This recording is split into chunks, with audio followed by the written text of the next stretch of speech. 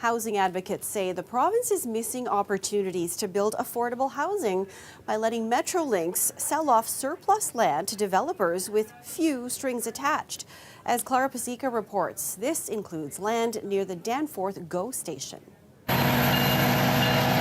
GO train passes by 8 Dawes Road, land until recently owned by Metrolinx. The Provincial Crown Corporation has been selling off surplus land near its stations to developers. Selling this public land to build more homes is something housing advocates are glad to see, but not this way. The only parcel of land that is government-owned or was government-owned was this Metrolinx site right here. So the only opportunity for the government to actively create affordable housing in this neighborhood at size and at scale was on this parcel of land. When they sold the land, they didn't put any affordable housing requirement into the sale of the land. This East End resident says the government missing opportunities to build affordable housing are why he's considering moving west, and not just to the other side of Yonge Street. I think a lot of people have kind of given up on living in Toronto. That might be an unfortunate reality. The fact that we might not be able to live in Toronto. I currently live in my parents' basement.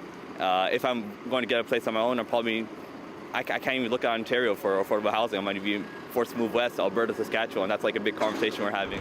The riding's MP says other levels of government have a solution for the province to steal. This is not complicated. The city and the federal government, when there are public lands that are sold off, there's a percentage committed to affordability. Metrolinx could and should have done the same thing. The province could have ensured that Metrolinx did the same thing. Marlin Springs CEO Pedro Lopez told CBC in a statement the company had success voluntarily integrating affordable housing into a number of our projects recently.